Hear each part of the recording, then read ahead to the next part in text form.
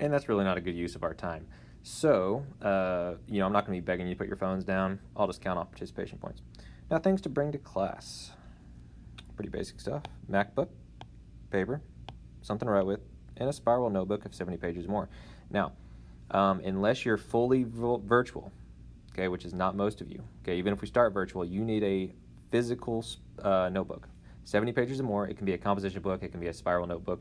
The most preferred one of those 70-page, 25-cent ones from Walmart, those are the best. These are going to get kind of gross in the lab and stuff like that, so don't get anything fancy.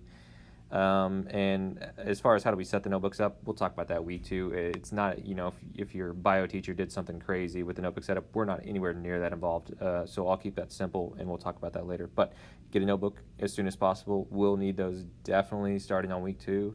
When we get in person, you're going to be expected to have one of those ready to go. Late work. Okay, if you're going to turn in something late, a discussion between the student and teacher must occur if the work is not turned in by the due date, and a reduction in grade is possible. Most daily work, I'll accept it late without any problems. Tests, on the other hand, are going to be, I'm going to be a little more strict on that. I think we'll get to that later. Hall passes, okay? So if you need to go tinkle, you will bring a filled out hall pass for the teacher to sign. I like that policy. It's annoying when y'all guys all have to go to the bathroom, so I like to throw that back to you a little bit. You got to fill out a little slip of paper. It's not crazy involved, and then you get to go take care of business. Tardies. Tardies generally aren't a problem in this class, except for after lunch. The biggest thing is consequences will be given for continual tardies. So, if you show up tardy every day of the week, we might have a conversation that goes, if you show up tardy again, you're going to be lunch detention or something along those lines. So try to be on time, and definitely important, if you do show up late, don't distract the class. Makeup work. Okay, so let's say you're gone. This could be a big one this year. When returning to class after absence, it says Google Classroom, don't do that. Okay, check Canvas for missing work.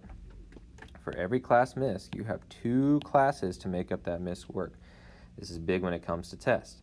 So if we have a test on Friday and you don't show up because you're pretending to be sick, you have Monday or Tuesday to get that test made up, okay? That doesn't mean you can pretend to be sick again on Tuesday and get 2 more days, okay? It means you have Monday and Tuesday to get that test made up, okay? If you're fake sick on Tuesday, the next time I see you, that test is due that day.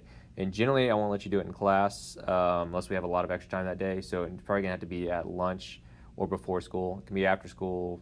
If you kind of give me, if we set that up ahead of time. But lunch is your best bet for making up quizzes and tests. Makeup work, like I said, I'm less strict on that than I am test. Okay. After 2 class periods, the work is considered late, and the late work rules will apply. Labs, I'll try to post the labs on Canvas, so we'll see. That shouldn't be a problem if you miss a lab. Should be able to copy that from one of your group mates. Okay, so stretch. So stretch is my office hours, 8:35 to 8:55 when we're in person every day but Friday. I can assign mandatory lunch. I don't think we're allowed to assign mandatory stretch anymore, but I can assign mandatory lunch. Okay, generally that's because you haven't came in and done your test yet, or you did something in class after I told you specifically not to do it.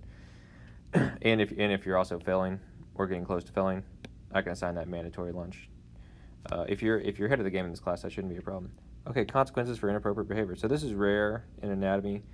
Back when I used to teach freshmen, this was more common, but in anatomy, this is very rare. But if you're doing something you shouldn't be doing, it could be a call home. Lunch detention is my favorite. I get really lonely at lunch. Referral, removal from labs, reassigned seats, suspension, discussion of behavior in the hallway.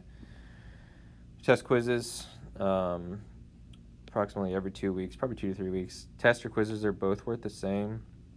So it doesn't matter if I call it a test or quiz, like in some of your other classes, they're all worth the same, and you can correct them regardless if they're a test or a quiz. So we will review in some manner prior to each test, and then you will generally get a written review with each test or quiz. So even if you miss the day before the test, you will still be required to take the test if the study guide was passed out the day you were present. So I usually give you 2 to 3 days on these study guides, so don't expect to show up, be gone the day before the test and pretend like you need extra time. If you're absent on the day of the test, you'll be required to take the test. at lunch or after school within 2 days. We've already covered that. Online, people that are fully virtual will be getting a different test than the in-class ones. Okay. It's possible to get a pop quiz. The quiz may not be announced. I haven't done that in a couple years. So if the whole class is kind of tuning me out, we'll throw in that pop quiz. Didn't have that problem last year, so that's good. Okay, grading. So how do you ace this class? Okay, 10% right here is going to be daily grades, labs, and homework. Okay, now 10% sounds like a very low number, and it is. So it can't really help your grade if you're doing your daily work, but it can't hurt it either. Now, a lot of your daily work will go in your notebook, and that will be worth a lot of points because tests, quizzes, and projects is 60% of your grade. Okay, so the majority of your grades come from there. Notebook, once again, there's a lot of daily work that goes in the notebook, so if you keep up with that notebook, that's kind of a grade boost at the end of the year. Okay, semester exam, 20%. Okay, so that's a big deal at the end of this. My semester exams aren't crazy hard, but they're worth a lot of points. So if you haven't learned anything all semester, it's going to show up right there at the end. And then 10% is based on classroom participation. The big thing is cell phones.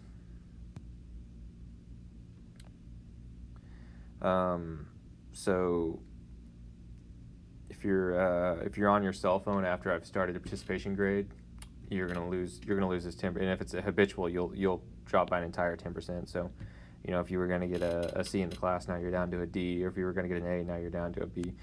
So you can't ace my class if you're on that cell phone. And then opportunities for extra credit will probably not be given. This class is not that hard.